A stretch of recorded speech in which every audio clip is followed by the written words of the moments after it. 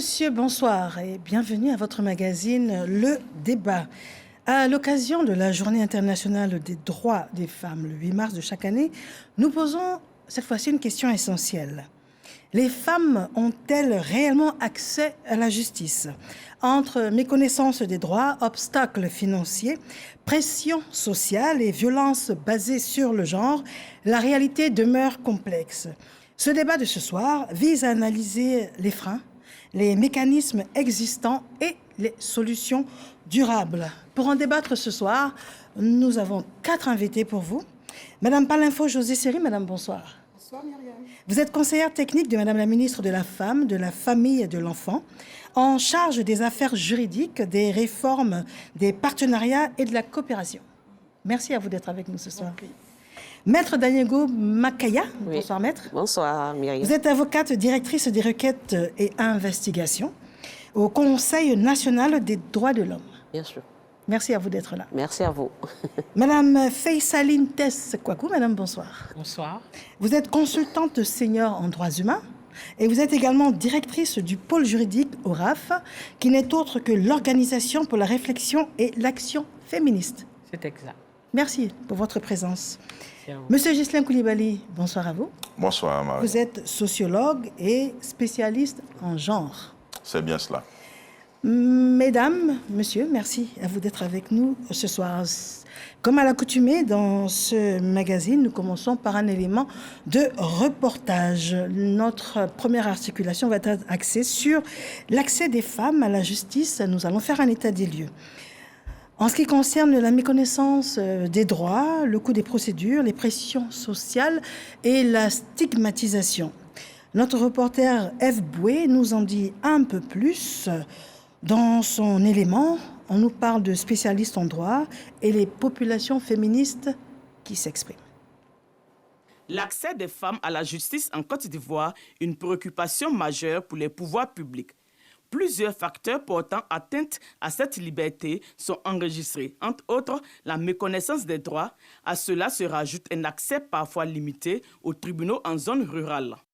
En milieu rural, peu de femmes connaissent leurs droits, contrairement en milieu urbain. Généralement, quand tu ignores tes droits, c'est que tu ne sais pas aussi comment saisir les juridictions. Voilà, il faut d'abord connaître ses droits, savoir que tel acte, quand on pose à mon égard, est constitutif d'un cas de violation de mes droits. Lorsque un de tes droits est violé, tu as la possibilité de saisir les juridictions. Autre facteur, les pesanteurs socioculturelles et coutumières, les pressions sociales, la peur de la stigmatisation. Il y a aussi le poids de la tradition qui est là, qui dit que être une femme, c'est de supporter, c'est de ne pas s'exprimer, c'est de couvrir son mari, quelles que soient toutes sortes de violences que ce dernier va lui faire. Et puis il y a aussi la peur du jugement. Pas qu'elle ne peut pas aller, elle ne peut pas le traduire en justice, mais lorsqu'elle va le faire, elle sera jugée par des personnes de son quartier. Quand on entend la justice déjà, on voit déjà la prison derrière. Et cette peur-là fait que beaucoup de problèmes sont mis en veilleuse. Quand une femme est marginalisée, elle ne sait pas où aller. En allant à la justice aussi, puisqu'elle ne s'y connaît pas très bien, elle a une peur aller convoquer soit un mari qui m'a laissé elle les enfants. Qu'est-ce qu'ils vont faire à cet homme-là? Il y a aussi le cas de ces veuves-là qui ont tout perdu et qui ne savent pas quoi faire. Les obstacles économiques et financiers demeurent de véritables barrières. La pauvreté et la dépendance financière empêchent parfois les femmes de faire face au coût des procédures judiciaires. J'ai 4 enfants et j'ai perdu mon mari le 29 avril 2021. Quand j'ai perdu mon mari, il y a ma belle famille, après les funérailles, il m'a accusé. Lui, il a pris tous les biens. Moi et mes enfants, nous ont laissés à la rue. J'ai demandé une assistance judiciaire maintenant. Ils m'ont remis les papiers. Je dois même aller à Abidjan pour déposer. Je n'ai pas les moyens actuellement même pour aller à Abidjan. Je ne sais même pas comment déposer les papiers là, mais les papiers sont avec moi. Malgré ses limites, la Côte d'Ivoire enregistre de nombreuses avancées, notamment en matière de législation, de multiplication de structures et ONG adéquates. Ces initiatives montrent l'engagement du gouvernement à garantir la justice formelle et légale à toutes les femmes et leur offrir un accès réel, effectif et équitable aux institutions judiciaires et aux mécanismes de protection de leurs droits. De retour en studio, alors quelque chose d'impressionnant, tout le monde a caissé. Donc, vos réactions à chaud, je commence par vous, Madame Palinfo. Alors, merci beaucoup, Mariam, de me permettre de dérouler ce débat. Avant tout, je voudrais vous adresser les salutations de Madame la ministre de la Femme, de la Famille et de l'Enfant, Madame Nasseneba Touré, voilà, qui, sous son leadership impactant, nous permet d'avoir cette GIF 2026. Effectivement, Mariam, le reportage est inquiétant, il est interpellatif et il nous permet donc de poser une analyse et de revoir encore tous les défis persistants et de mettre en place des stratégies d'amélioration des conditions et de prise en charge des femmes, en tout cas en ce qui concerne l'accès à la justice pour le débat de ce soir. Très bien. Maître Daniogo, de votre point de vue, que vous inspire ce reportage? Alors, je vais dire que ce reportage me replonge de plein pied dans le vécu quotidien, en lien avec les requêtes que nous recevons à longueur de journée, tant au niveau d'Abidjan qu'au niveau de l'intérieur du pays. Vous savez, le Conseil national des droits de l'homme a un maillage national. Et je ne vous dis pas le nombre de requêtes que nous recevons en lien avec tout ce qui est, toutes les préoccupations qui ont été posées au travers de ce reportage. D'accord. Très bien. Et Madame Fessaline, dites-nous. Oui, pour moi, ce reportage reflète un peu la réalité. Si vous avez remarqué que tout le monde a acquiescé, c'est parce que tout ce qui est dit est vrai. Les réalités, les obstacles, et je retiens une note positive, c'est vraiment l'intervention de la jeune dame. J'ai beaucoup aimé le fait que justement elle parle avec assurance et qu'elle sache qu'il y a des droits, qu'elle parle réellement en femme accomplie. Et je pense que c'est le résultat d'un travail acharné, d'une génération de femmes aujourd'hui qui n'ont pas peur de parler de droits, qui transmettent leurs connaissances et qui accompagnent. Et je pense que ce débat va permettre également de toucher plus de personnes et de montrer aux femmes qu'effectivement la loi est là, comment faire, quels sont les obstacles, est-ce qu'on a des solutions pour y arriver. On aura le temps d'en débattre. Très bien. Monsieur Ghislain Koulibaly, spécialiste en genre, vous avez un point de vue complémentaire? Oui, je voudrais d'abord noter que le débat de ce jour s'inscrit dans un contexte de célébration de la Journée internationale de la femme. Et au cours de ce débat, vous remarquerez sur le plateau, on a une présence remarquable de dynamiques femmes, de femmes leaders. Donc ça, c'est déjà à saluer parce que les plateaux précédents, on voyait beaucoup d'hommes. Et aujourd'hui, je suis seul, mais on a trois femmes dynamiques, mais rassurez-vous, la représentation masculine sera qualitative. Alors, ceci dit, j'ai suivi avec beaucoup d'intérêt l'élément, le reportage qui est passé, qui met l'accent sur les obstacles structurels, parce que vous avez questionné le vécu en lien avec l'accès à la justice, leurs expériences, et donc pour nous, on sort de cette justice théorique pour aller vers une justice de proximité avec un regard 360 degrés. Et donc, je pense que nous allons entrer dans les débats tout à l'heure.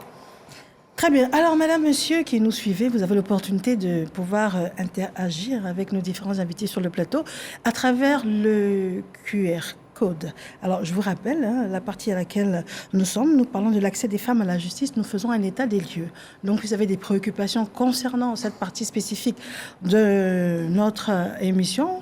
Vous êtes, s'il vous plaît, prié de nous contacter, le QR code qui s'affiche donc sur votre petit écran. Alors, vous parliez donc à juste titre, d'ailleurs, c'est la raison pour laquelle on est là, le 8 mars, Journée internationale de la femme, mais c'est depuis 1977 que cette journée des droits des femmes vise à promouvoir l'égalité et de dénoncer les discriminations. Je veux y aller franco, je vais parler franchement.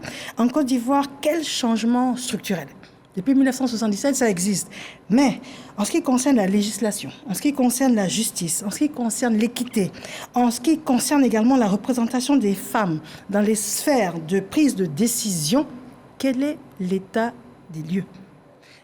Alors, c'est un tour de table et je recommence par vous, Madame Palinfo. Alors, merci beaucoup pour me permettre de m'exprimer au nom donc, du ministère de la Femme sur cette question importante.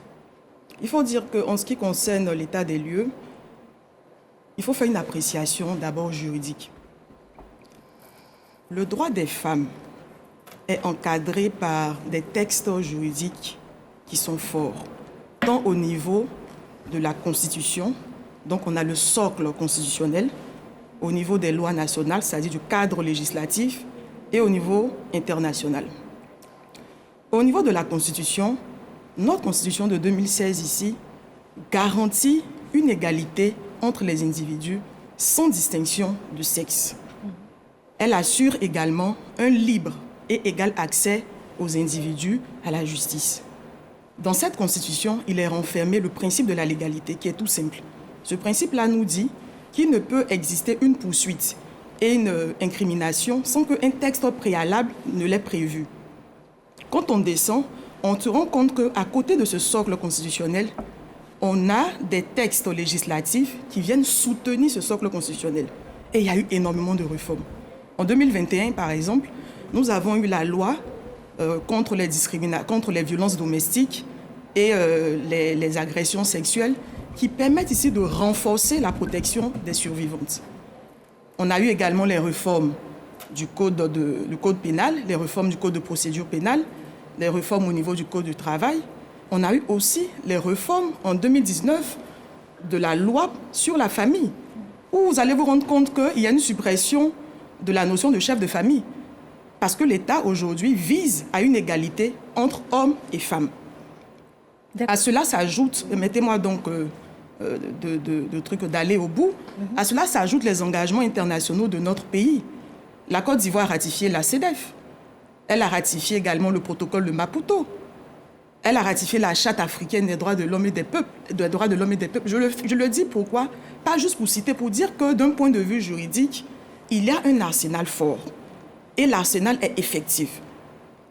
Là où le problème se situe, c'est au niveau de l'exercice des femmes en ce qui concerne l'accès à la justice. On va se rendre compte que l'état des lieux démontre qu'il y a encore des pesanteurs sociales qui font que, il faut le dire, on enregistre un taux relativement faible d'accès des femmes à la justice. Toutefois, il y a des améliorations, et vous l'avez même dit dans vos propos, ce qui est très intéressant, mais il faut aussi reconnaître qu'il y a encore des difficultés.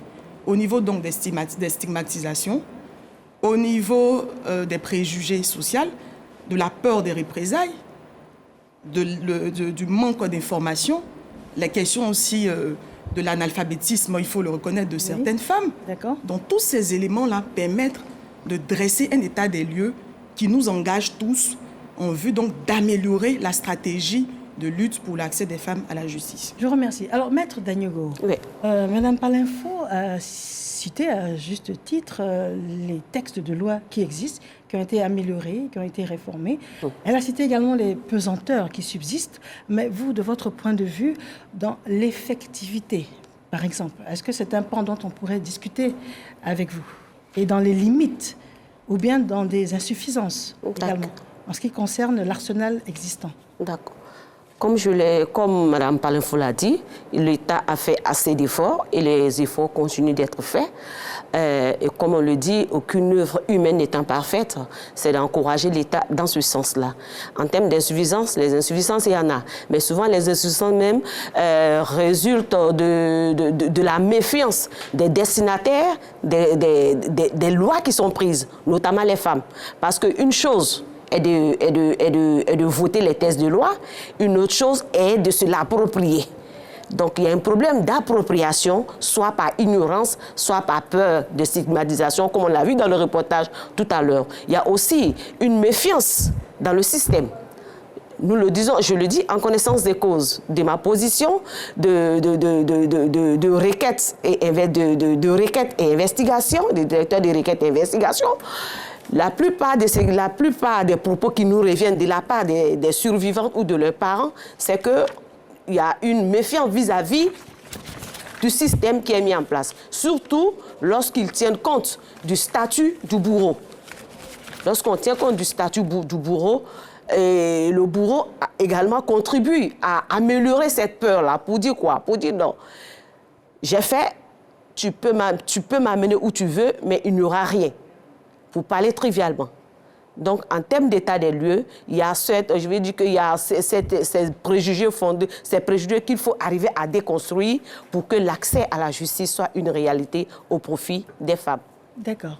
Alors, elles ont donné leur point de vue. Est-ce que vous avez des propos différents et complémentaires à nous apporter sur l'état des lieux ou sur les insuffisances? D'accord. Alors, je les rejoins sur plusieurs points. En ce qui concerne l'arsenal juridique en Côte d'Ivoire, il faut le dire qu'il y a beaucoup de lois qui sont venues vraiment en faveur des femmes, donc de tout ce qui est lutte contre les VBG.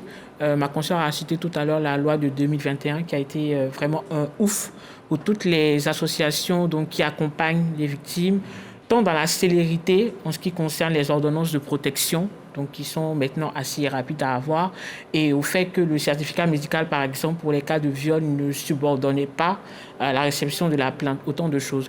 Mais moi, j'aimerais vraiment revenir sur ce que vous avez dit sur les limites, parce que même dans le reportage, quelqu'un a parlé de l'assistance judiciaire.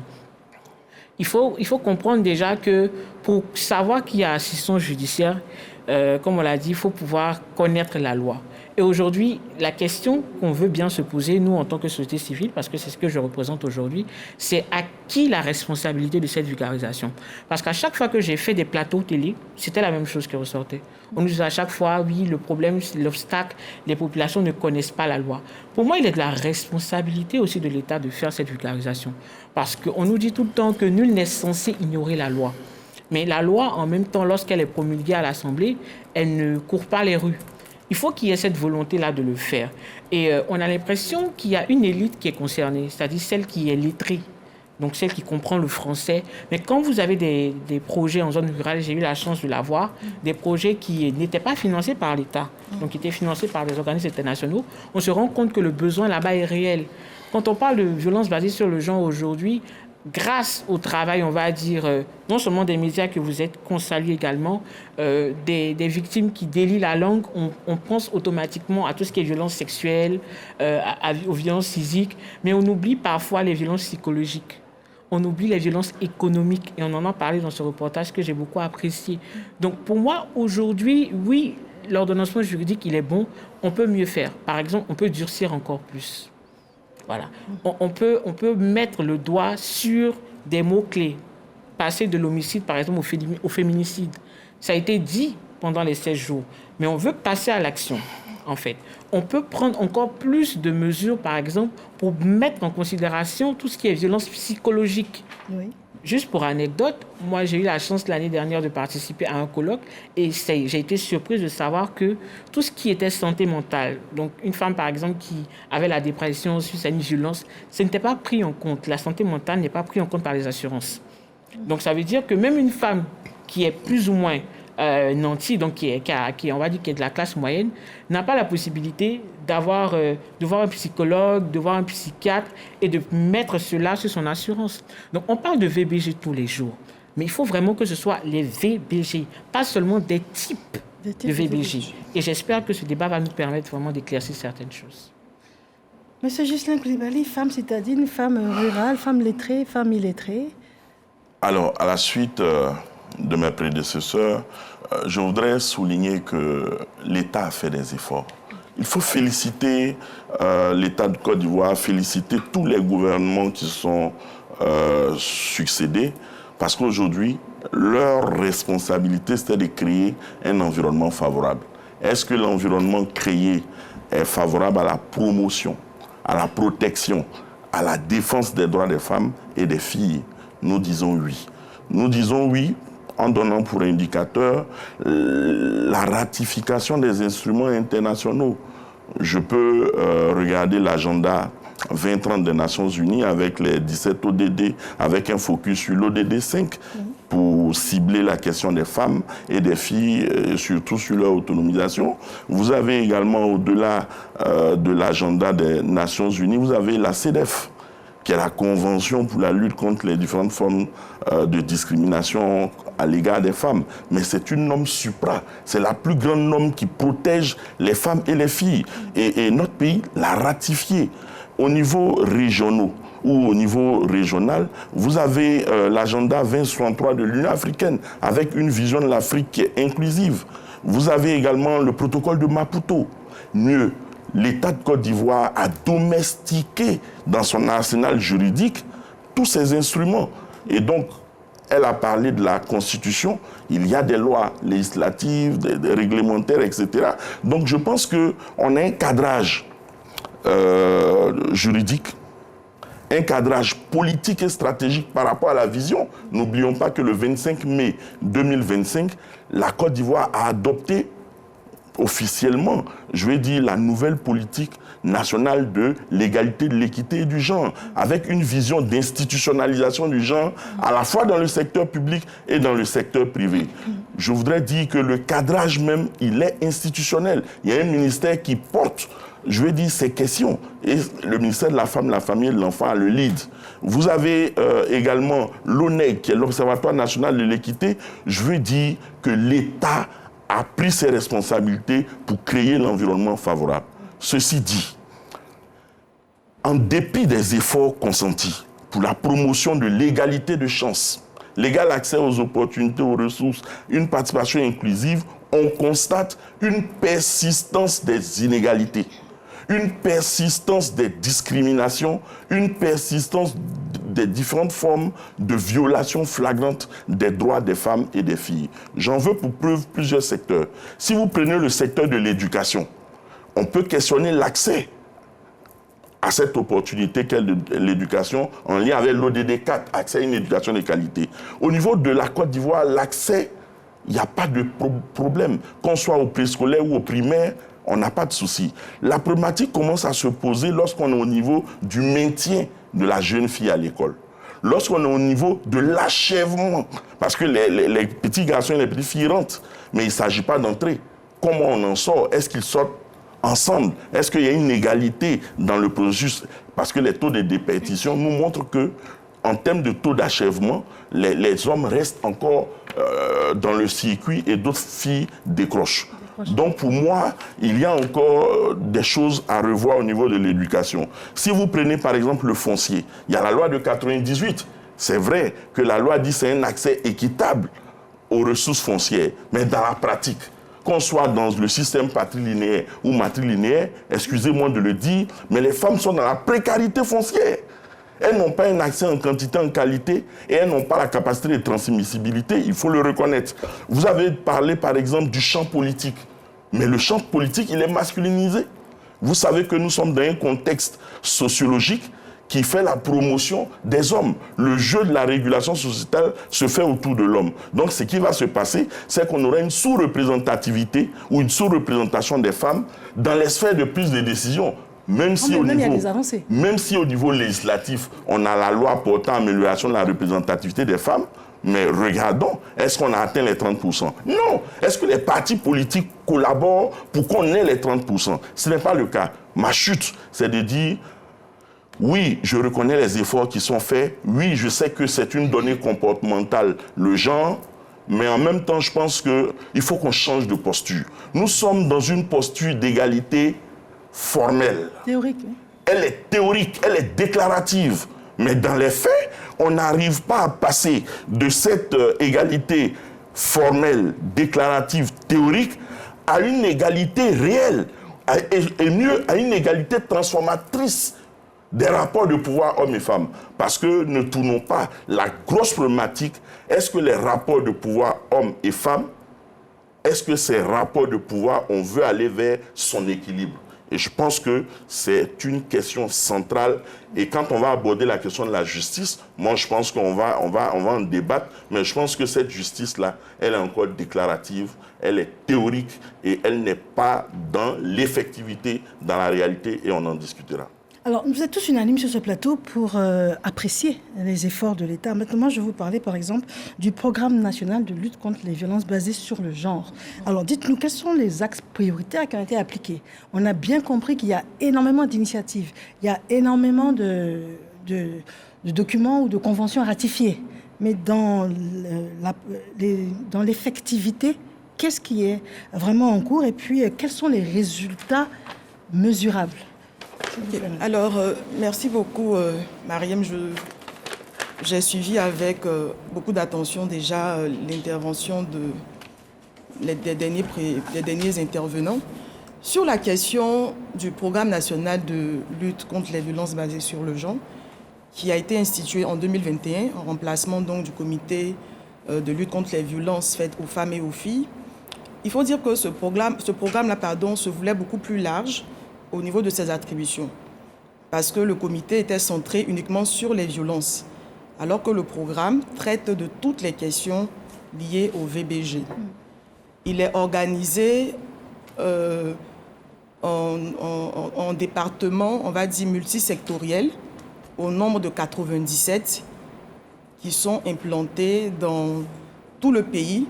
L'objectif ici, c'est de se rapprocher de la population.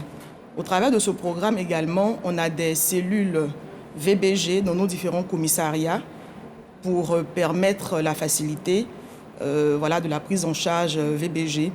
Également, il y a une ligne qui a été mise en place, le 1308, et derrière cette ligne-là, il se trouve des travailleurs sociaux expérimentés qui peuvent recevoir donc les plaintes et puis avoir une orientation stratégique. On se permet en même temps d'évoquer la ligne 116 pour les enfants en détresse, parce que très souvent, les VBG ont un lien, même si on est centré sur la question des femmes, ont un impact direct sur les enfants. Et nous avons également nos centres. On a le centre Pavios qui est basé à Abidjan à Tékoubé. On a aussi le centre régional de Korogo, le centre régional de Boaké et le tout dernier centre offert par Madame la Première Dame, qui est le centre d'Adiaké avec une capacité de 100 femmes. 100 lits. Voilà, donc c'est ce qu'on peut déjà dire au niveau du programme. Également, ce programme-là permet à une activité très structurée. Je veux dire, on part déjà sur la prévention avec des campagnes de sensibilisation de masse et de proximité. On a également la prise en charge des survivantes en fonction des besoins de la survivante. Donc vous verrez qu'une survivante qui a subi un viol n'a pas la même prise en charge qu'une survivante, par exemple, qui est dans un cas de déni de ressources ou d'opportunités. Au travers de cette plateforme encore, il est organisé des réunions trimestrielles avec tous les acteurs. D'accord. Des membres de la société civile pour permettre à ce que ces personnes-là puissent recevoir la formation, puissent avoir les informations sur les nouvelles lois, puissent avoir une stratégie bien organisée et être plus efficace au niveau sectoriel proche des populations. Je vous remercie. Alors, Maître Dagnogo, alors quels sont à la suite de ce que Mme Balinfo vient de dire, la question suivante, c'est quels sont les principaux obstacles relevés lors de vos requêtes? Parce qu'on a bien compris que c'est très structuré, très organisé. Il y a un maillage assez précis sur l'ensemble du territoire, mais vous, au niveau du CNDH, vous avez sûrement des requêtes. Oui. Lesquelles reviennent de manière récurrente? Il faut dire qu'au niveau du CNDH, les requêtes, il faut d'abord dire qu'au titre de l'année 2025 écoulée, nous avons enregistré 4070 requêtes. Et sur les 4070 requêtes, compte pour 1448 cas concernant les violences basées sur le genre. Et les violences basées sur le genre, par ordre prioritaire, vous avez d'abord les violences économiques et sociales, qui sont les dénis de ressources et d'opportunités. Vient en second plan l'atteinte à l'intégrité physique et psychologique. Le confrère le disait tantôt. Et en dernière position, les viols. Les viols qui portent pratiquement sur les petites filles. Voilà. Donc, voilà un peu l'état des lieux en ce qui concerne nos requêtes. Les difficultés, généralement, pour les survivantes, c'est l'accès à la justice. L'accès à la justice, pas que le mécanisme n'existe pas, mais comment y arriver? Donc, on va parler d'ignorance. Ça peut être souvent l'ignorance, mais ça peut être également dû à un silence. À un silence pour ne pas se voir stigmatisé, pour ne pas subir des représailles. Et qu'est-ce qu'on fait lorsque nous sommes saisis? Nous aidons les survivantes à avoir accès à la justice en faisant en même temps la promotion du mécanisme de l'assistance judiciaire. Parce que souvent, ce qui se pose, c'est le problème du financement. C'est gratuit l'accès à la justice? L'accès à la justice, en principe, ce n'est pas gratuit. La justice a un coût. Et comme le dit la Constitution de l'État de Côte d'Ivoire, l'accès à la justice est garanti pour tous. Mais pour que cela soit une réalité, l'État quand même a prévu ce qu'on appelle le mécanisme de l'assistance judiciaire. Ça me fait l'avocat de l'État, mais en réalité, il faut dire que c'est, comme l'a dit tout à l'heure ma conseillère, Mme Fessali, une chose est de mettre le mécanisme en place, une autre est de la vulgariser pour qu'il soit connu de la population, notamment des filles. D'accord. Alors, je reviens à vous, mais rapidement, s'il vous plaît. On a posé un point très important. J'ai demandé si c'était gratuit. Elle a dit non, la justice a un coût. Est-ce que vous prenez en charge les survivantes? Est-ce que vous les assistez depuis la volonté de porter plainte? Ensuite, il y a une assistance juridique. Ensuite, il y a une prise en charge. Des fois, elles ne savent plus où aller. Et ensuite, il y a une réinsertion. Est-ce que, de manière succincte, vous pouvez nous résumer ça? Alors, merci beaucoup, Mariam. Effectivement, au niveau du ministère, nous avons une liste de survivantes donc, qui sont prises en charge. Pour l'année 2025, nous sommes à 10 747 survivantes prises en charge. En 2024... Sur combien de survivantes? Elles toutes? C'est systématique la prise en charge? La prise en charge, le taux de prise en charge ici est à... Permettez-moi pour vous donner des chiffres exacts.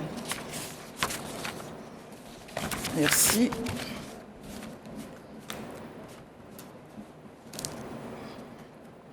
Alors, donc,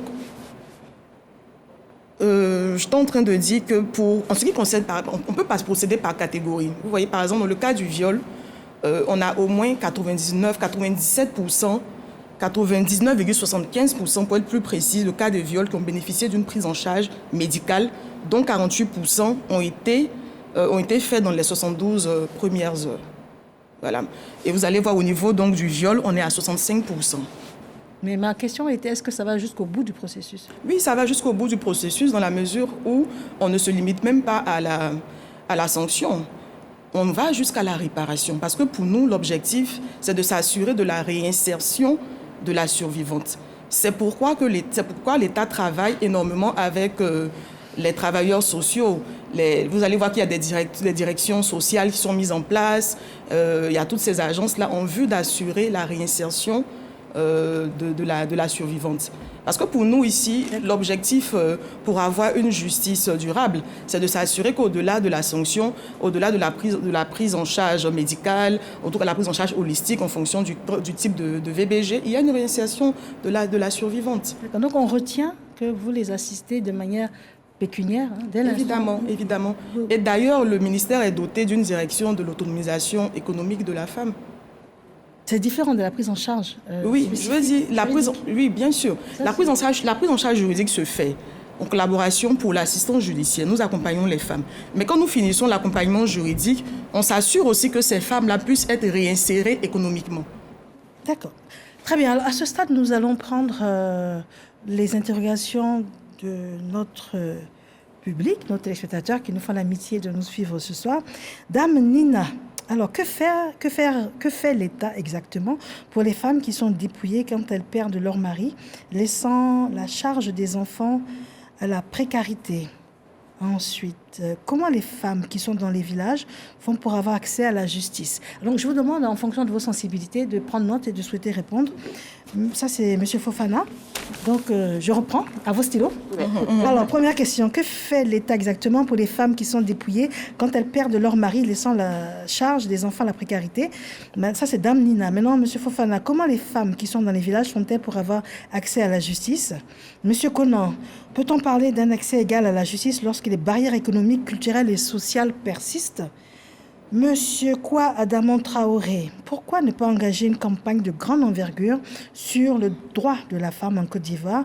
Parce que quand il y a problème, que les femmes en milieu défavorisé ne savent pas de quoi il s'agit. Voilà.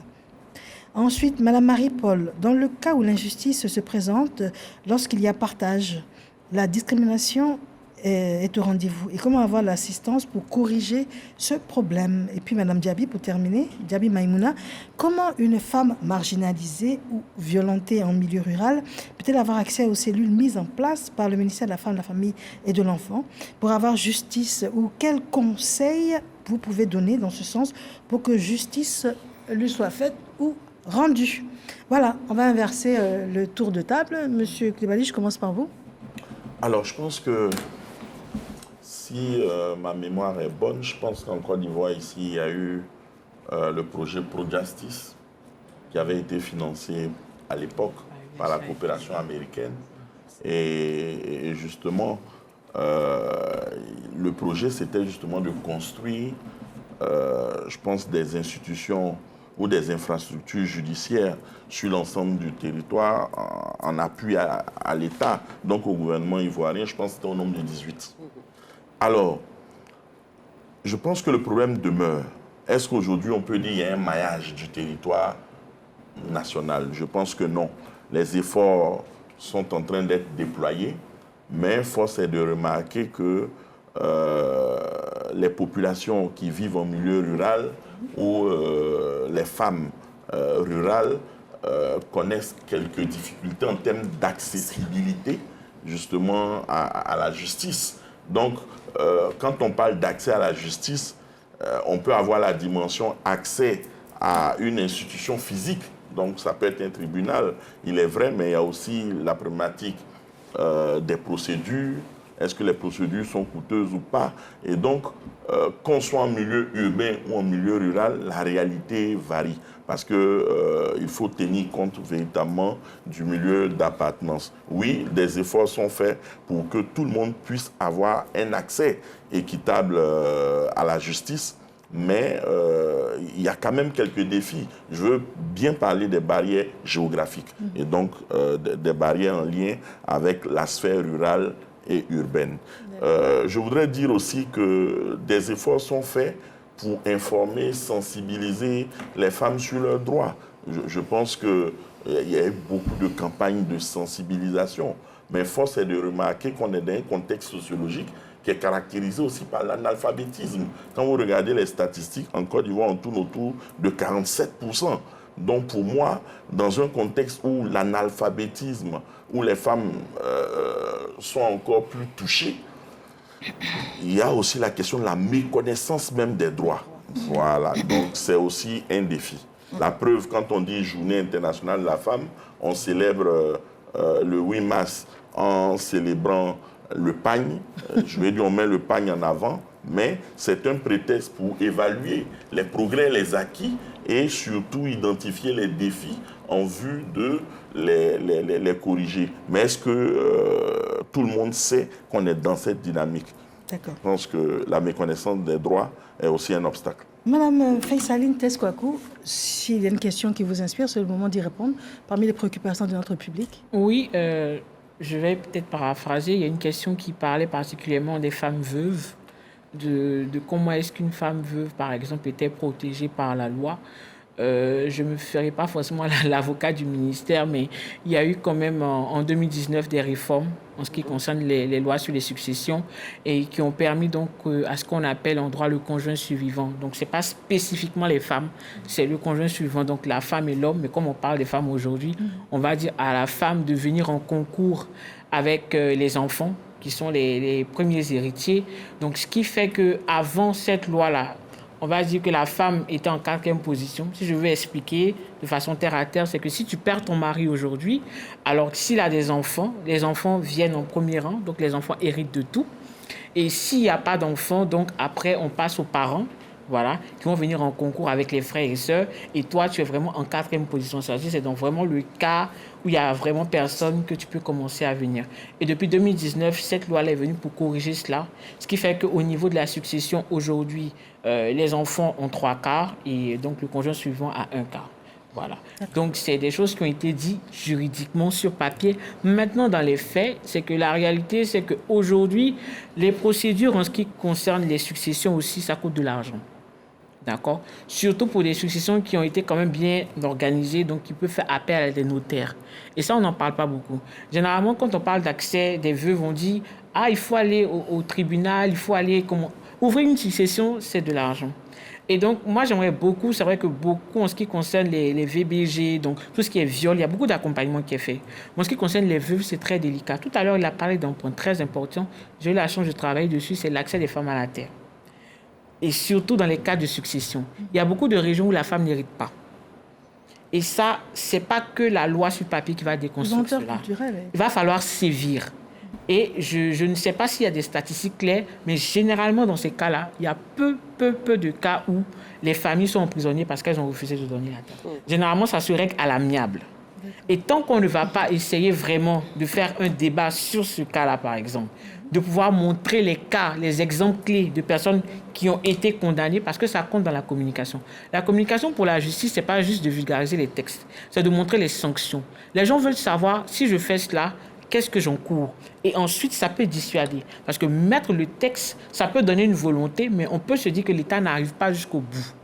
Et si, comme je prenais l'exemple, si on parle de la PLCC aujourd'hui, tout le monde commence à faire attention à être ce qu'on appelle responsable en ligne, parce que la PLCC a compris que les textes de loi existent, mais il faut montrer qu'il y a eu réellement des sanctions qui ont été prises. Et en communiquant dessus, on encourage le justiciable, la confiance se crée, et il se dit, tiens, il faut que j'aille en justice parce que je peux avoir une certaine réparation. Très bien. Alors, nous sommes déjà au stade de l'étape suivante pour parler des leviers pour lutter contre les violences basées sur le genre, mais si vous pouvez intervenir en 30 secondes par rapport aux questions qui ont été posées par nos téléspectateurs. Ok, je souhaiterais rebondir sur l'accès à la justice en milieu rural.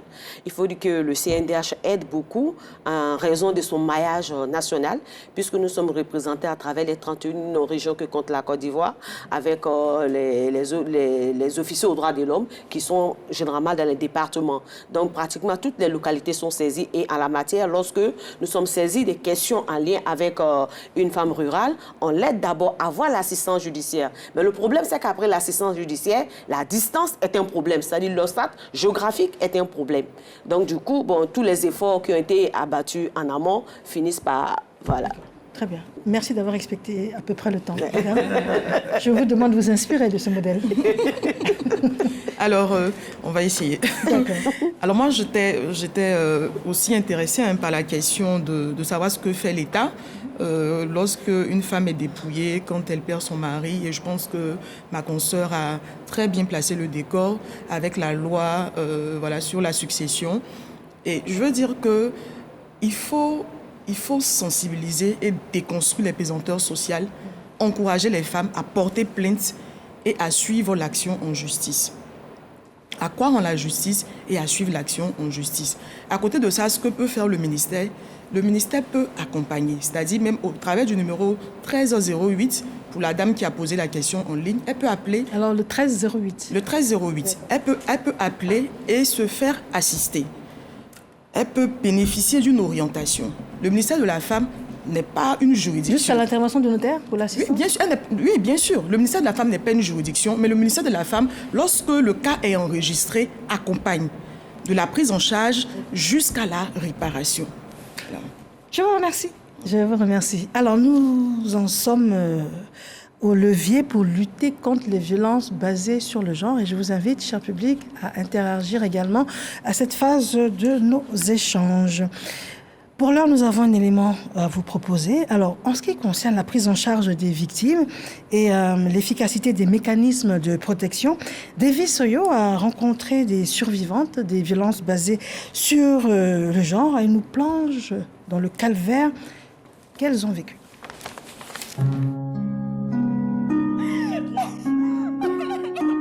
Le phénomène des violences basées sur le genre semble avoir la peau dure. Pouvoir public, organisations non gouvernementales, population, tous s'engagent pour éviter des drames. Malheureusement, le constat est différent sur le terrain. En 2024, le ministère en charge de la femme enregistrait 9607 cas, dont des décès. Et les survivantes des VBG portent encore des séquelles, à l'image de celle qu'on appellera Stéphanie, une victime d'agression sexuelle. Cet acte a totalement bouleversé son existence. En 2022-2023, j'ai subi un viol par un gradé des étudiants.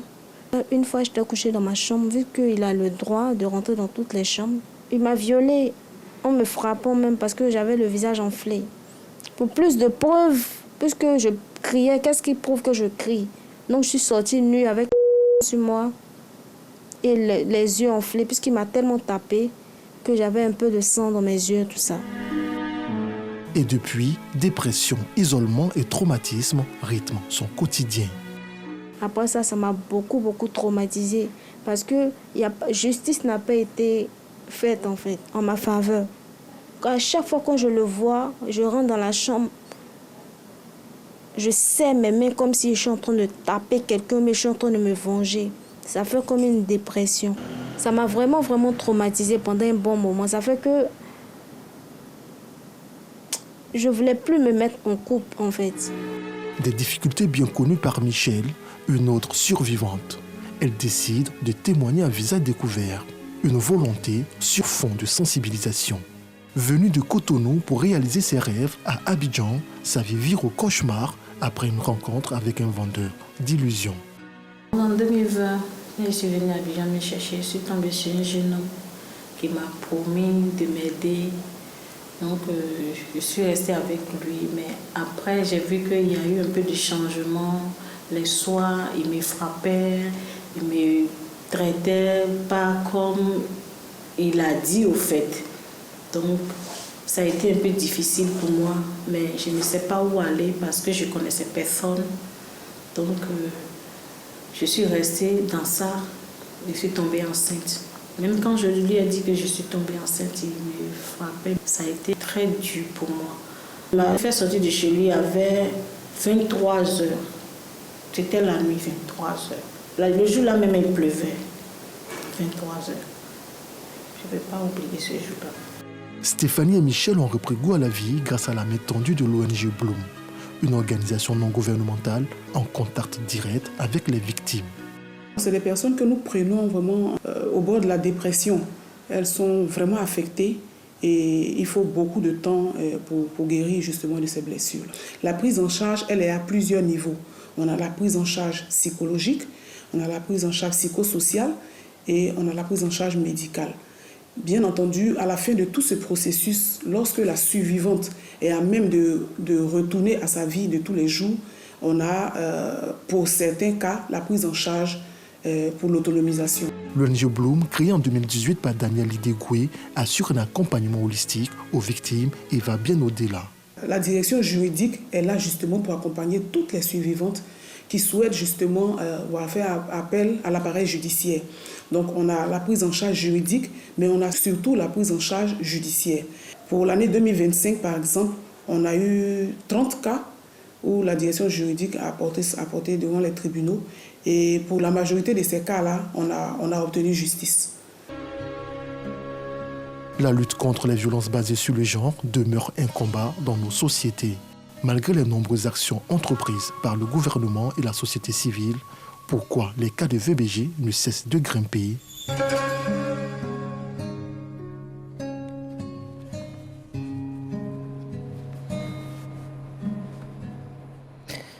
C'est un élément très poignant de Davis Oyo. Alors, je commence par vous, Madame Palinfo. Au-delà de votre réaction, la question que j'aimerais vous poser, c'est est-ce que vous déléguez à certaines ONG ou vous travaillez de manière concomitante avec les ONG?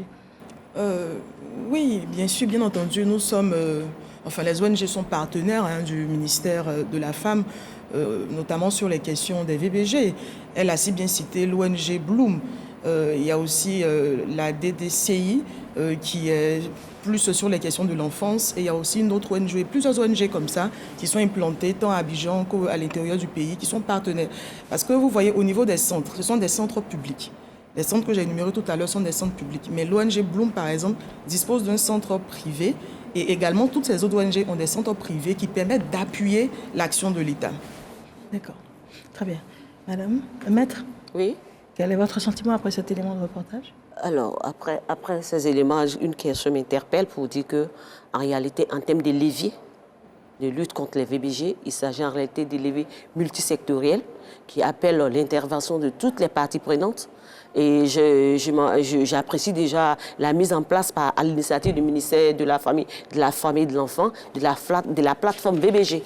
et qui est animé par des rencontres thématiques qui se font périodiquement. Je crois que c'est tous les mercredis. Donc, au titre de l'année 2025, je pense que nous avons enregistré plus d'une vingtaine de rencontres en lien avec les thématiques bien précises, mais en lien également avec des cas assez emblématiques qui trouvent solution dans le cadre de cette activité-là. Voilà. Donc, je m'avais dit qu'en réalité, tout ce qu'on voit, en réalité, la solution la plus évidente, c'est l'autonomisation des femmes. Parce qu'il faut le reconnaître, une femme autonome financièrement résiste mieux aux abus sexuels. Je vous remercie. Très bien. Alors, juste avant de vous donner la parole, 9607 cas. On a le sentiment que cette année, ça a augmenté. Mais ma question est la suivante. Est-ce que l'augmentation est due au fait qu'il y a plus de dénonciations ou l'augmentation est due au fait qu'il y ait plus de cas? Alors, je pense qu'il y a énormément de cas qui ne sont même pas documentés.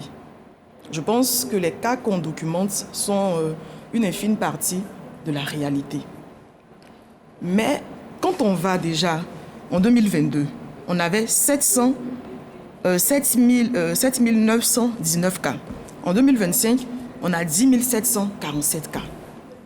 Le ministère s'en félicite. Pourquoi? Parce que au-delà du nombre de cas qui augmente, c'est le témoignage d'une confiance qui s'agrandit d'année en année. D'accord. Voici qui est clair. Alors, Madame Faysaline Tess-Kwaku, quel est votre sentiment? Alors, je dirais que mon sentiment, il est le même que celui de mes consoeurs. Quand on voit parler déjà de VBG, j'ai beaucoup apprécié aussi le fait que cette femme ait décidé de parler à visage découvert. Ça montre déjà ce qu'on appelle la résilience. Pour qu'on passe de l'étape de victime, donc de personnes qui s'apitoient, au stade de survivant, donc de quelqu'un qui se dit que je n'ai pas mérité cela, il faut que j'en parle. Aujourd'hui, ça nous interpelle aussi parce que la première a dit qu'elle n'a pas eu gain de cause. On se demande bien pourquoi.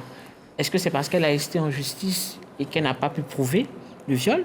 Est-ce que c'est parce qu'elle ne l'a pas fait?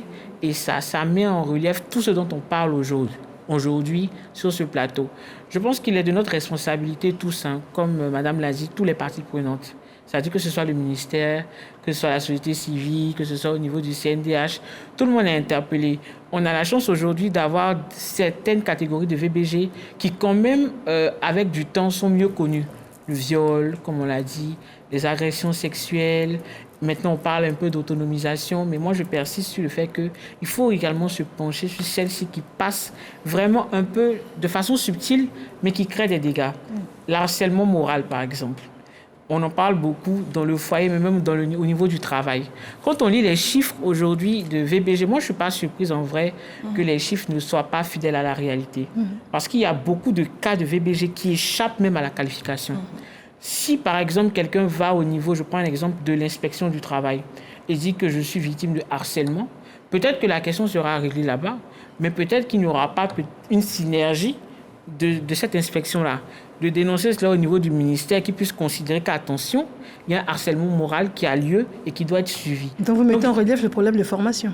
Pas forcément la formation, peut-être la formation des acteurs qui est en train d'être fait au niveau, je sais qu'au niveau de tout ce qui est OPJ, donc les officiers de police judiciaire, il y a des formations VBG, on a des cellules, mais je pense qu'on peut aller au-delà en parlant d'une réelle synergie.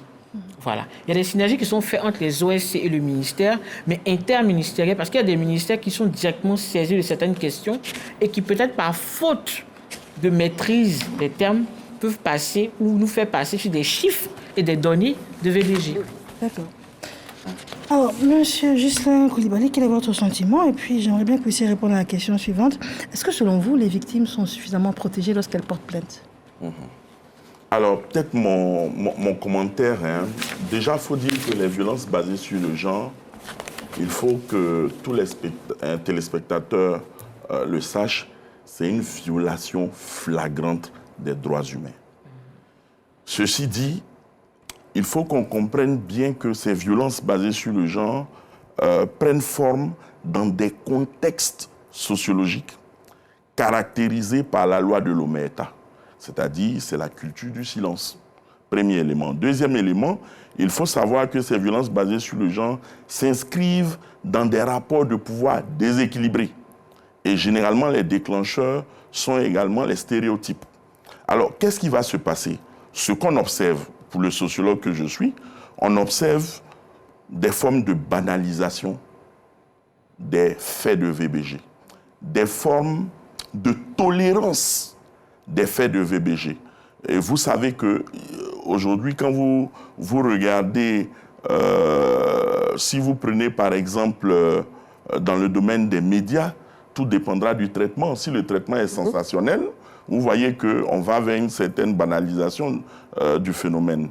Ce que je veux faire comprendre aux uns et aux autres, c'est que l'État, aujourd'hui, n'a pas la plénitude de la situation des références des VBG.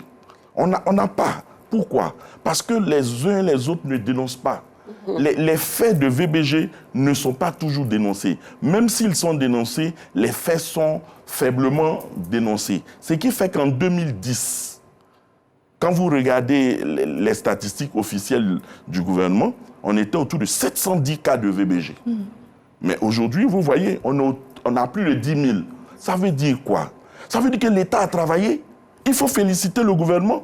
L'État de Côte d'Ivoire qui a travaillé à faire en sorte qu'on ait la confiance entre la communauté et les institutions de saisine. Quand vous prenez par exemple les dernières statistiques du CNDACI, ça veut dire quoi? Ça veut dire que le Conseil national des droits de l'homme a su se positionner comme un acteur crédible. Parce qu'aujourd'hui, il y a une confiance au niveau du ministère. Il y a une confiance et elle l'a dit.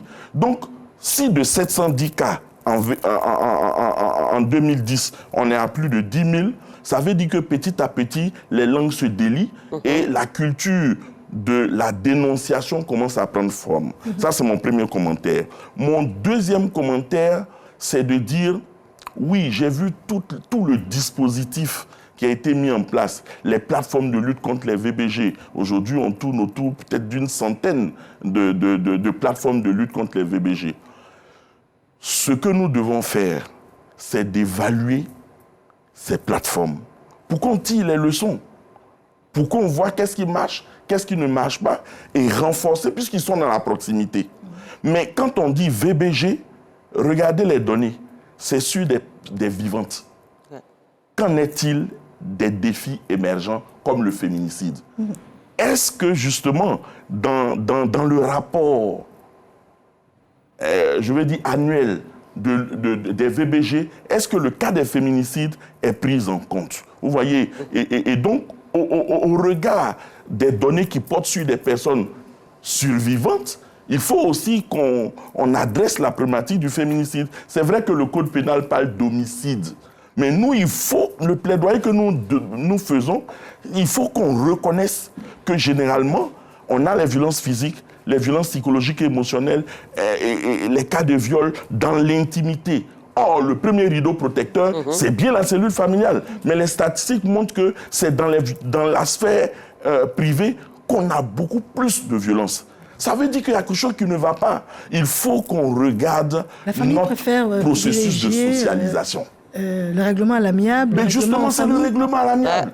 La société que nous avons est dans une sorte de cohabitation parce que la greffe n'a pas pris entre le dispositif traditionnel qui met l'accent sur le primat du collectif sur l'individu et le dispositif moderne, c'est le primat de l'individu sur le collectif. Donc, dans nos communautés, on ne veut pas déconstruire le capital cohésion. On préfère renforcer la cohésion. Mais si on est dans une justice transformatrice, il faut qu'on travaille avec les chefs, les leaders communautaires, les guides religieux, pour qu'ils comprennent qu'il y a des seuils qu'on ne peut pas, même s'ils sont dans la médiation pour la paix sociale, mais il y a des faits suffisamment graves comme les faits de viol qu'il va falloir dénoncer, même si on est un chef de village. Ceci dit, est-ce que les victimes sont toujours protégées ou suffisamment protégées? Mon sentiment sur la question, c'est de dire oui. Quand vous regardez la stratégie nationale de lutte contre les VBG, qui a été écrite en 2012 et vulgarisée en 2014-2015, c'est une prise en charge holistique. Ça veut dire qu'il y a la prise en charge juridico-judiciaire, la prise en charge médicale, etc. En fonction du besoin. Ça ne veut pas dire qu'on fait toutes les prises en charge sur le même survivant ou la survivante. Non. Ce que nous disons, il y a beaucoup de perdus de vue. Il faut qu'on soit honnête. Il y a beaucoup de perdus de vue et je ne pense pas qu'en termes de traçabilité, on ait pris en charge toutes les survivantes, même au niveau holistique. Et surtout, la grosse problématique, c'est la réinsertion communautaire. Est-ce que ces personnes qui sont victimes de stigmatisation, de raillerie, est-ce que le dispositif que nous avons les accompagne jusqu'à la réintégration dans la cellule familiale, dans la communauté? Il y a des défis. Et donc, je voudrais chuter pour dire que oui, on a des leviers et moi, j'apprécie l'engagement de la ministre de la Femme, Nasseneba. Parce que quand vous avez vu au niveau d'Abobo, lorsqu'il y a eu la marche contre le féminicide, lorsque vous voyez au niveau d'Adiaké, la maison des femmes, il y a des réponses. Mais nous nous plaidons pour aller plus loin.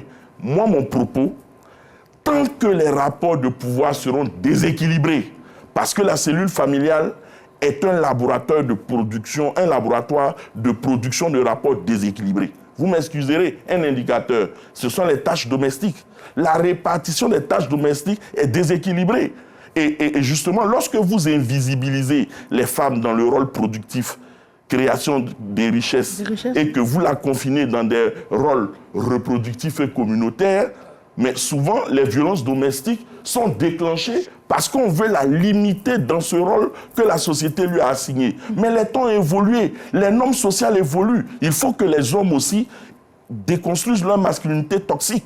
Parce qu'en réalité, le gros problème, on a des hommes qui sont artisans du règlement à l'amiable, on a des hommes qui sont les principaux auteurs des violences basées sur le genre. Il faut qu'ils aillent vers une masculinité positive, une masculinité qui commence par le respect de la dignité. On sent beaucoup de passion dans ce que vous dites et beaucoup de réalité également. Mais la question que j'allais poser aux dames, ce que vous décrivez, j'aurais presque envie de dire que ça ressemble à un contexte culturel peut-être spécifiquement africain. Mais prétexte, en fait, c'est les traditions prétextes. Ce sont des prétextes. D'accord. Alors, madame, mesdames, quel est votre sentiment? Et puis, quel genre d'exemple en Afrique nous pourrions peut-être suivre pour pouvoir évoluer justement et puis mettre de côté cette... il faut évoluer pour cette masculinité positive.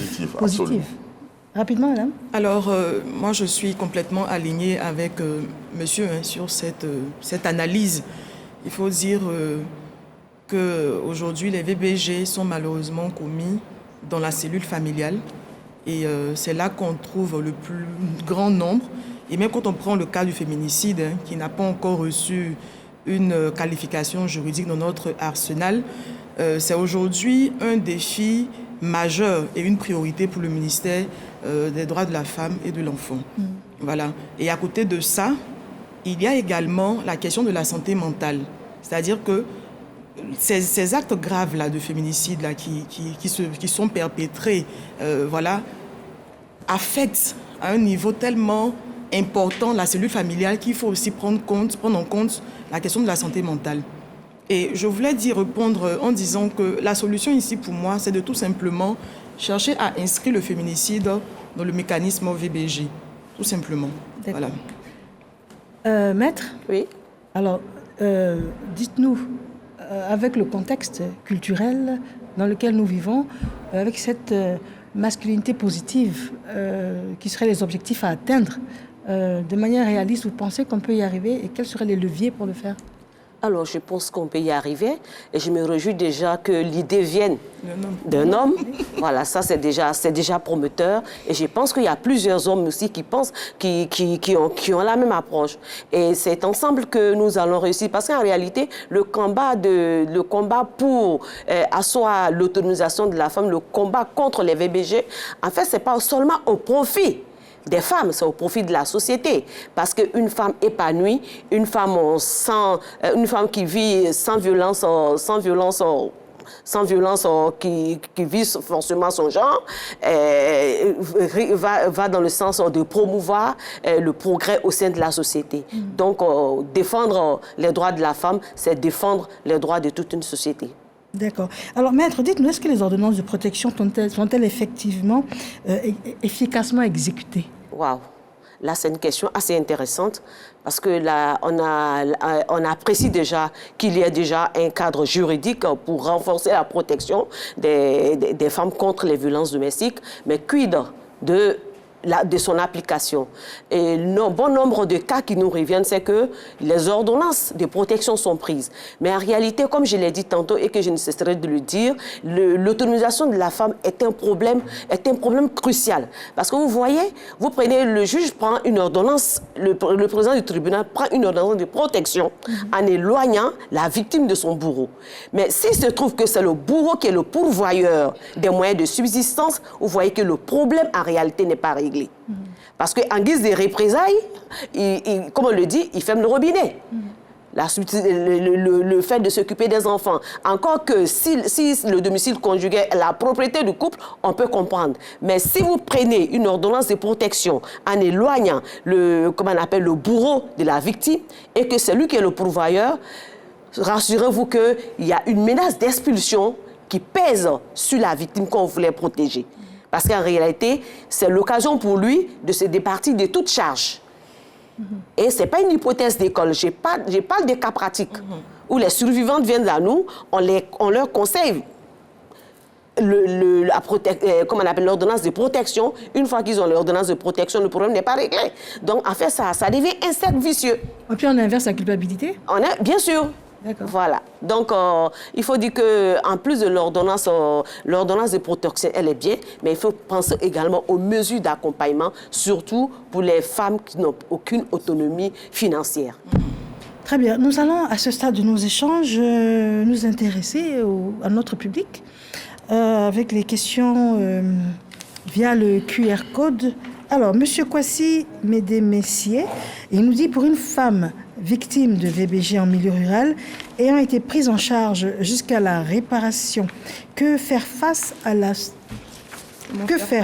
comment faire face, j'imagine, à la stigmatisation. Ensuite, M. Djarasouba nous dit, pour capter toutes les injustices faites aux femmes en Côte d'Ivoire, afin qu'aucune injustice n'échappe à la justice, pourquoi ne pas avoir des assistances sociales mobiles? Une assistance pour 100 000 habitants, chargée de sillonner les femmes, on va dire sillonner les hameaux, et remonter toutes les injustices, n'est-ce pas possible?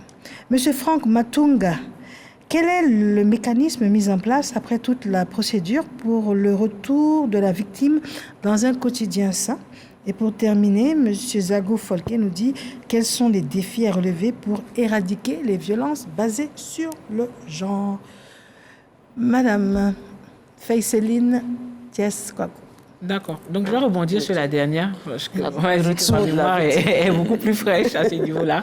Donc, quelles sont les mesures et les accompagnements qu'il faut faire pour éradiquer les violences basées sur le genre? Alors, comme on l'a dit, les mesures, elles sont multisectorielles.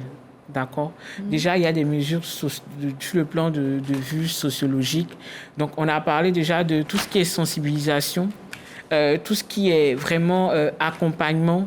Oui. Déjà, permettre à la victime de ne pas se sentir... Le terme victime, on n'utilise plus, déjà.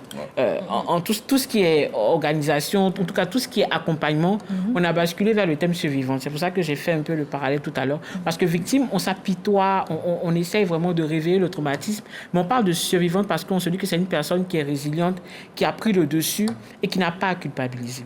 Donc, pour accompagner ces personnes-là, déjà, comme j'ai dit, sur le plan sociologique, il faut sensibiliser. La sensibilisation, elle est à plusieurs niveaux, même dans le cocon familial. Faire comprendre qu'une victime n'a jamais, mais jamais causé justement le tort qu'elle a eu. Parce qu'on a beaucoup de personnes qui se disent « Ah, elle a été victime de viol parce que… » Et tant que ce parce que ne saute pas, croyez-moi, autant de fois les femmes vont vivre ce genre de choses, autant de fois on pourra leur trouver des reproches, on pourra leur dire « tu n'aurais pas dû faire ça, tu aurais dû faire ça ». Donc je pense que la sensibilisation, elle a plusieurs ordres. Moi, j'ai envie de dire qu'on peut même commencer dès l'école. Parce qu'aujourd'hui, on avait des programmes avant, je sais, on avait des programmes qu'on appelait éducation. On va y arriver. C'était juste pour la stigmatisation, pour répondre à ça. Mais voilà. On va aborder cette partie tout de suite dans les D'accord. Donc, au niveau de la justice, par exemple, moi, je pense qu'on peut durcir encore plus. Elle a parlé de légiférer sur le féminicide. Moi, je dirais qu'on peut aller encore plus loin et prendre en compte ce que nous, après nos études, donc sur tout ce qui est VBG, on a appelé les co-victimes. Les co-victimes, c'est quoi? C'est lorsqu'une femme, par exemple, meurt, lorsqu'une femme décède de féminicide, elle laisse des enfants. Et généralement, ces enfants ne sont pas pris en compte. Généralement, on ne prête pas attention. On est beaucoup plus focalisé sur la victime. Mais il y a ces enfants-là qui peuvent être demain des enfants confiés avec la loi. Donc, il faudrait pouvoir également mettre des dispositifs en place pour pouvoir les prendre en compte. Il y a également, comme on pourrait dire, l'aspect des OSC, des organisations. Les organisations peuvent être un appui particulier. Je parle des organisations de la société civile. Parce que c'est, on va dire, la première proximité. Toutes les villes n'ont pas de tribunaux. Donc, généralement, l'accompagnement de l'organisation va être déjà de donner la première information, sensibiliser sur la loi, pouvoir, pour certaines organisations, prendre on va dire, le volet psychologique, parce que certaines organisations le font vraiment bien. Et cela va réellement permettre de, on va dire, lever le voile sur tout ce qui est VBG et aider réellement les victimes, comme on le dit, à passer au stade de survivante. Monsieur Coulibaly, des interrogations du public vous inspirent avant que l'on passe à la dernière partie? Oui, je pense que malheureusement, c'est un constat qu'on fait. La question de la stigmatisation est récurrente. Les survivantes sont toujours victimes de stigmatisation. C'est pour cette raison qu'il va falloir travailler sur le professionnalisme.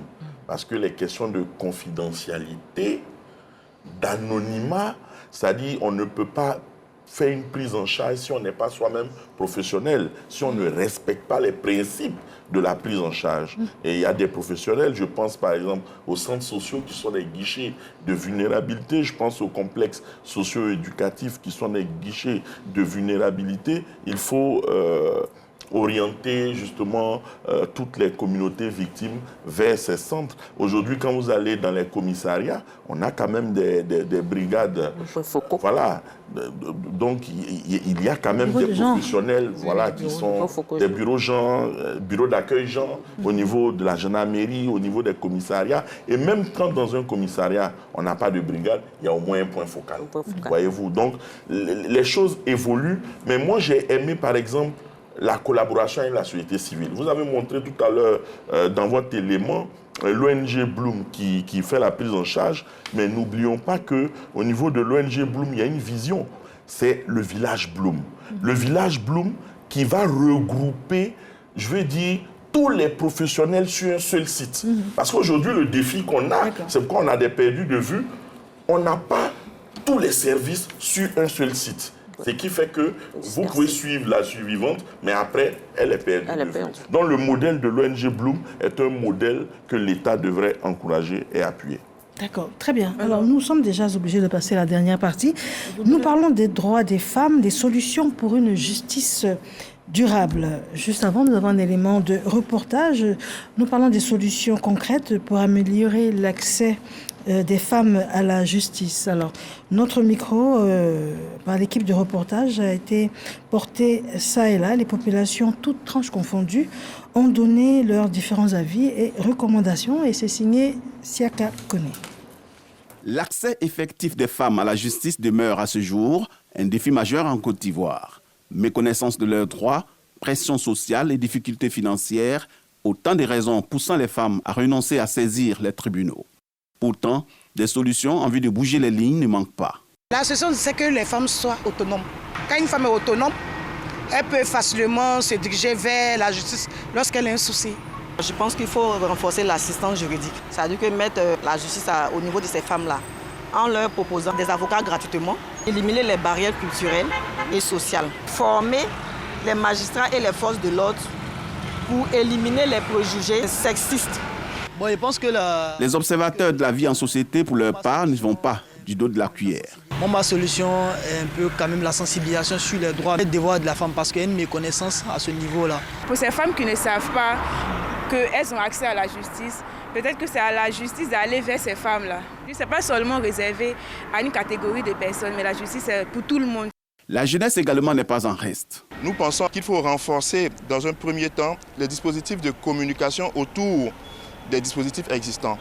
Dans un second lieu, nous recommandons un accompagnement plus poussé donc, des organisations de jeunesse qui œuvrent au quotidien pour accompagner les jeunes femmes dans leur parcours à la suite des violences basées sur le genre. Je souhaiterais souligner aussi l'importance de lutter au renforcement de la participation des jeunes femmes aux instances de prise de décision.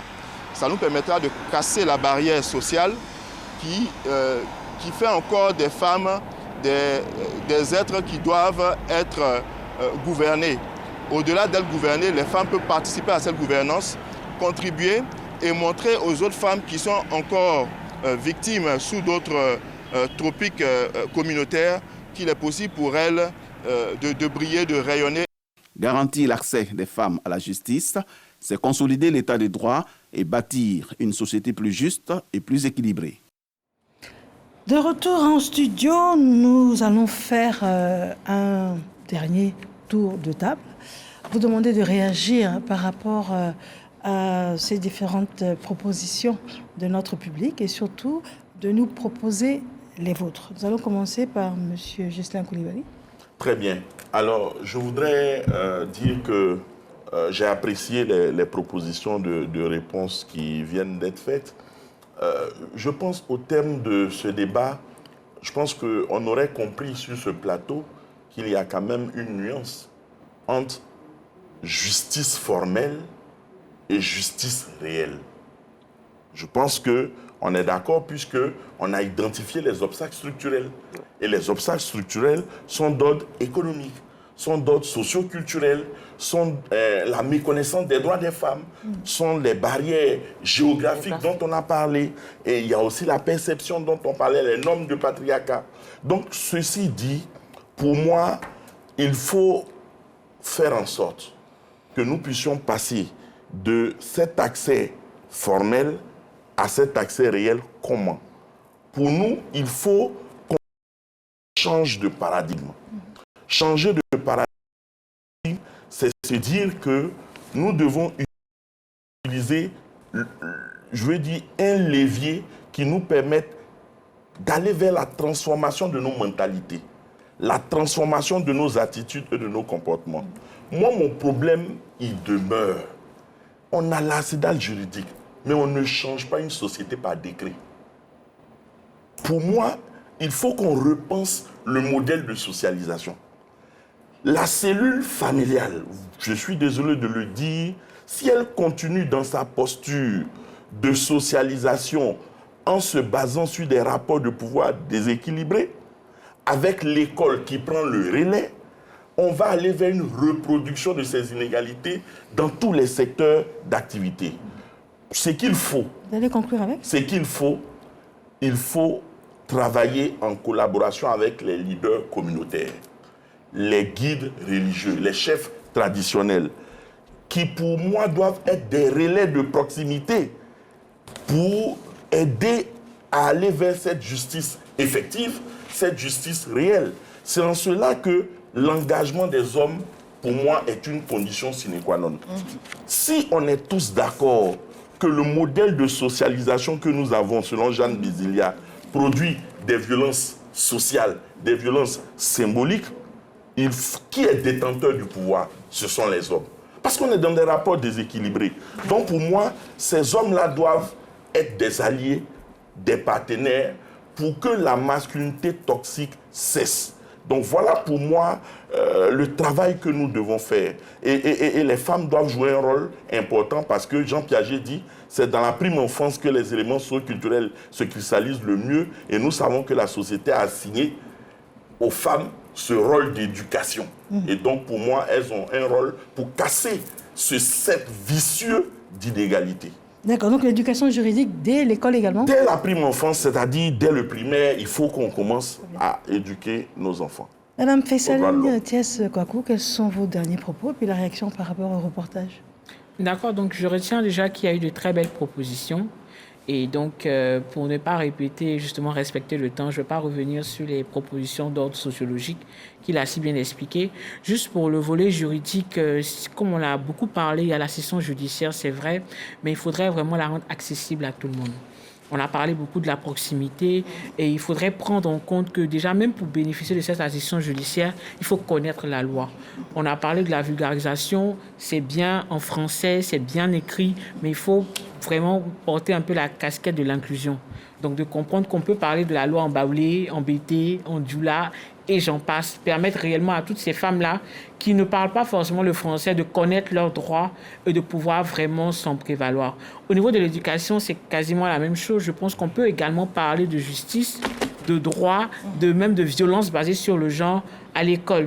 On a des matières comme avant on les appelait ECM, je pense que le nom a changé maintenant, où on peut déjà en parler. Je le dis souvent, même pour rire, je vais conclure dessus, que pour quelqu'un qui n'a pas étudié la géographie, il peut continuer sa vie sans vraiment s'intéresser à la géographie. Quelqu'un qui n'a pas étudié la médecine peut continuer sans s'intéresser. Mais quelqu'un qui n'a pas étudié le droit le rattrape quand même. Donc pour moi, c'est d'une obligation pour l'État de vraiment vulgariser le droit des femmes en particulier, de permettre réellement qu'elles puissent s'en prévaloir. Je vous remercie. Maître Dagnogo. Merci Myriam.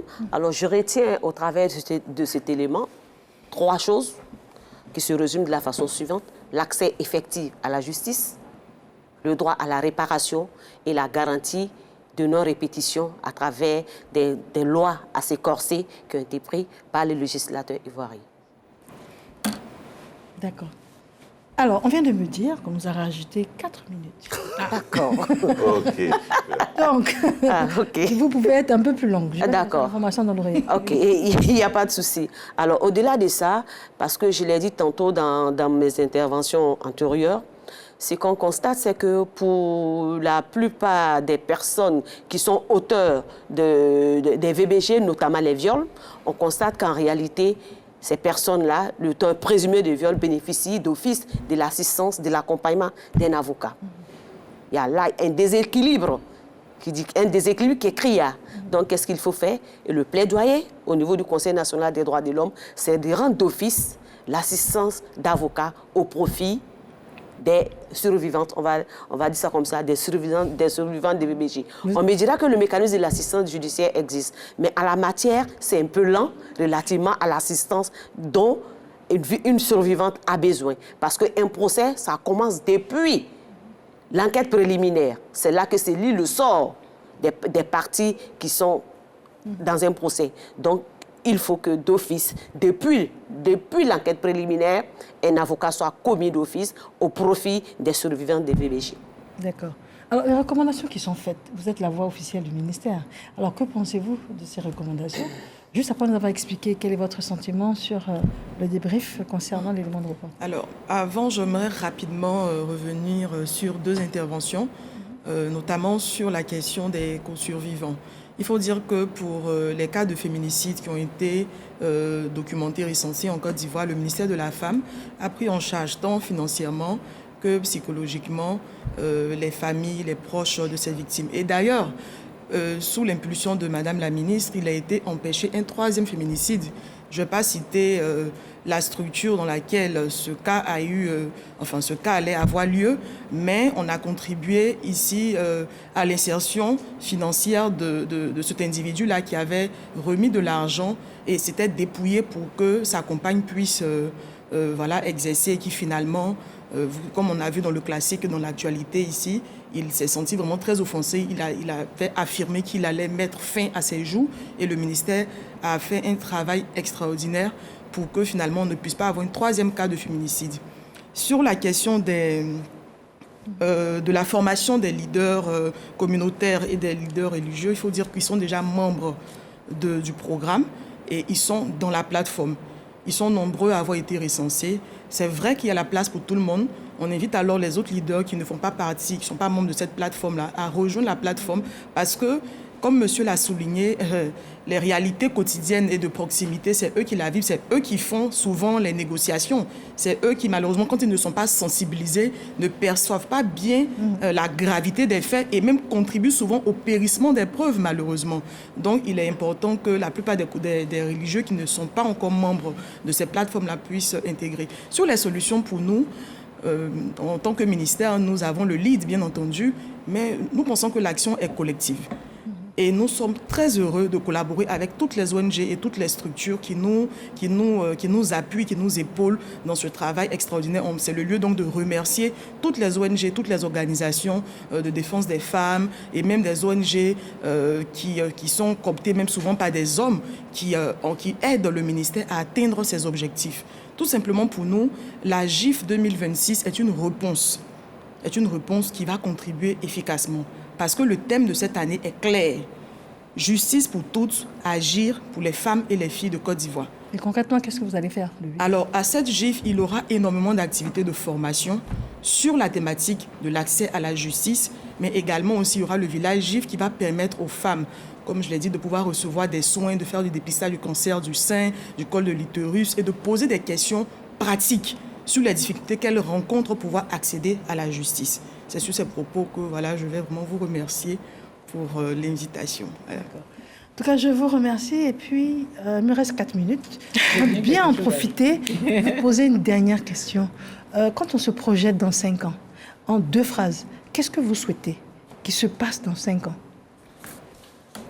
Alors, dans 5 ans, je souhaite personnellement avoir une masse critique d'hommes qui ne soient plus dans le déni de la réalité, qui prennent conscience de l'existence de ces violences basées sur le genre, de l'existence de ces inégalités entre les hommes et les femmes, et ce, dans tous les secteurs d'intervention, qui décident d'être des alliés, des partenaires, pour qu'ensemble, aux côtés des femmes, que nous puissions inverser la courbe des violences basées sur le genre et faire en sorte que l'accès à la justice soit une justice sensible au genre. C'est-à-dire, on doit mettre en priorité les vulnérabilités, les personnes en situation de handicap, les femmes et autres, et faire en sorte que véritablement l'homme soit au cœur du processus, aux côtés des femmes. D'accord. Dans 5 ans, madame, quelle projection vous pouvez souhaiter? D'accord. Donc, dans 5 ans, je dirais que je souhaite que toutes les femmes ivoiriennes puissent réellement avoir accès à la justice, qu'importe leur origine. Et aussi, je souhaiterais que la justice soit beaucoup plus forte. Ça implique également que le nombre même d'acteurs de justice augmente. Donc, le nombre de magistrats, pour qu'on puisse avoir plus de tribunaux, et le nombre également d'avocats. Voilà. Et je souhaite, pour finir également, que la Côte d'Ivoire soit identifiée comme un pays qui est vraiment un champion en termes d'égalité et de genre. C'est joliment dit. Maître, alors, dans 5 ans. Dans 5 ans. Dans 5 ans, que l'on s'approprie déjà de l'arsenal juridique qui est assez fourni, afin que le silence, l'ignorance ne soit plus un obstacle à l'accès à la justice, garantissant ainsi un monde juste et équitable pour toutes les femmes vivant en Côte d'Ivoire. Très bien. Voilà. Madame? Alors, j'ai entendu de très belles interventions. Je suis totalement alignée avec mes prédécesseurs.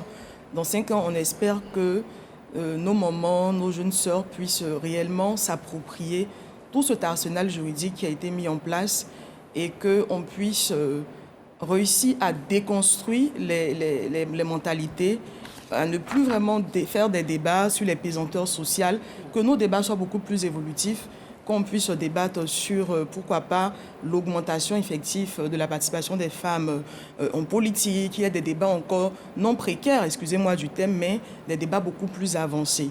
Et je pense que la Côte d'Ivoire a mis en place tout le dispositif pour que nous puissions y arriver et que par la synergie de nos actions, nous allons certainement atteindre cet objectif. Synergie des actions, le maître mot pour ce soir. Nous sommes au terme de notre émission. Madame Palinfo José Seri, merci d'avoir été là. Conseillère technique de Madame la ministre de la Femme, de la Famille et de l'Enfant, en charge des affaires juridiques, des réformes, des partenariats et de la coopération. Maître Daniego Makaya, merci à vous pour vos interventions. Avocate directrice des requêtes et investigations au Conseil national des droits de l'homme. Et puis, Madame Faysaline Tess Kouakou. Madame, merci pour vos brillantes interventions également. Consultante senior en droits humains, directrice du pôle juridique au RAF, l'Organisation pour la réflexion et l'action féministe. Et merci également à M. Gisèle Koulibaly, sociologue, spécifiquement spécialiste du genre. Merci. Merci à nos invités. Madame, Monsieur, merci de nous avoir suivis. La garantie d'accès des femmes à la justice nécessite plus que des lois. Et nous l'avons bien compris ce soir. Cela implique une information renforcée, nous l'avons dit, une protection effective, nous l'avons souligné également, et un changement collectif des mentalités. Une justice accessible aux femmes est une justice forte pour toute la société. Madame, Monsieur, bonsoir, infiniment merci.